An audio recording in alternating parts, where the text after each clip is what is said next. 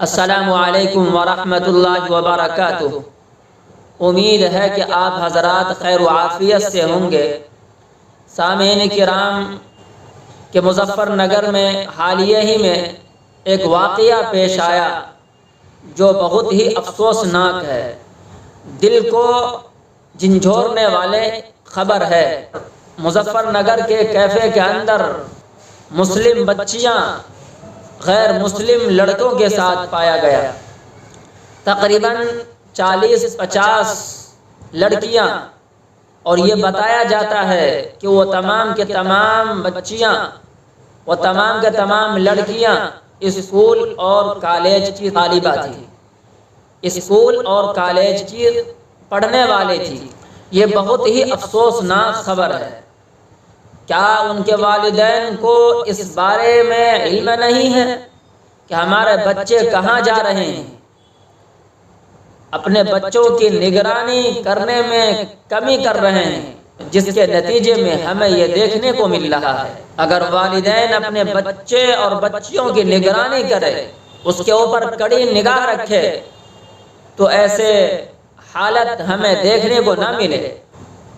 ہم جب اپنے بچوں اور بچیوں کے اوپر نظر نہیں رکھتے ہیں تو اس کے نتیجے میں ہمیں یہ صلہ ملتا ہے، پھر ہمیں شرمندگی کا سامنا کرنا پڑتا ہے۔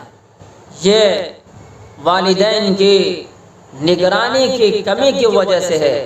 والدین کو چاہیے کہ وہ اپنے بچوں اور بچیوں کے اوپر نگاہ رکھے اور ان کو اپنا دوست بنائے، اور اگر شادی کا وقت ہو جائے، شادی کی عمر ہو جائے، تو اپنے بچوں اور بچیوں کی سب سے پہلے نگاہ کرائیں۔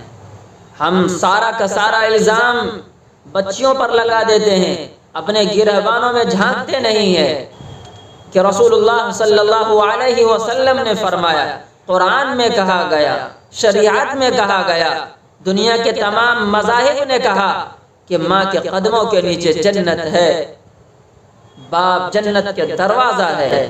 مان لیا کہ ماں کے قدموں کے نیچے جنت، باپ جنت کا دروازہ ہے۔ کیا باپ کے لیے بچوں کی کوئی ذمہ داری عائد نہیں ہوتی؟ کیا ماں باپ کا یہ کام نہیں کہ وہ اپنے بچوں کو اپنی چھاتی سے لگائے؟ کیا ماں باپ کی یہ ذمہ داری نہیں کہ وہ اپنے بچوں کو اپنا دوست بنائے؟ آپ کے پاس وقت ہی نہیں ہے، آپ کے پاس صرف بعد میں رونے کا وقت ہے، آپ کے بیٹے بیٹی کے لیے وقت نہیں۔ ایک ہی کمرے میں بیٹھے ہیں، ایک ہی صحن میں بیٹھے ہیں، بچے بچیاں ماں باپ اپنے اپنے موبائل پر واٹس ایپ پر لگے ہوئے ہیں۔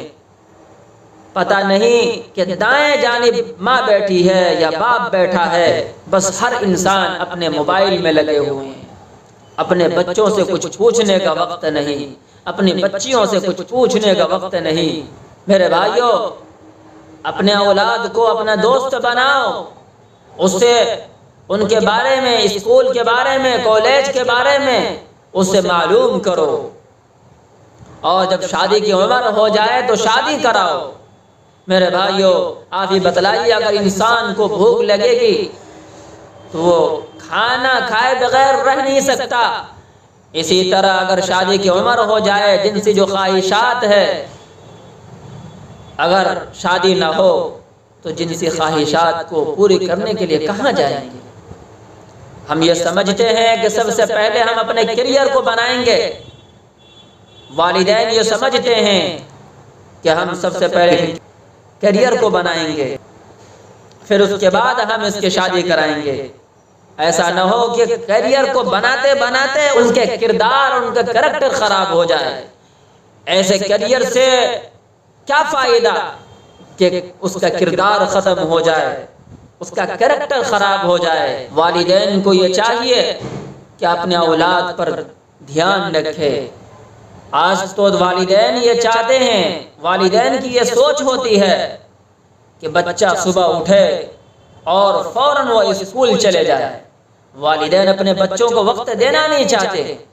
والدین یہ چاہتے ہیں کہ بچے جو کرے اسکول میں کرے، اپنے آپ کو فری رکھنا چاہتے ہیں۔ پھر بچے اسکول سے آتے ہیں، فوراً اس کو ٹیوشن بھیج دیتے ہیں۔ پھر ٹیوشن سے آنے کے بعد جب ٹیوشن سے آتے ہیں تو پھر اس کو کھانا وغیرہ کھلا کر کے آرام کرنے کے لیے سلا دیتے ہیں، تو والدین اپنے بچوں کو وقت ہی نہیں دیتے ہیں۔ اگر والدین اپنے بچوں کو سمجھائیں گے نہیں اور کچھ پوچھیں گے نہیں، وقت نہیں دیں گے، تو ہمیں یہی سب دیکھنے کو ملے گا۔ ہم تو یہ سمجھتے ہیں کہ ہم بچے کو اسکول بھیج رہے ہیں، ہم نے یہ سوچا کہ اسکول میں نسل تیار ہوگی۔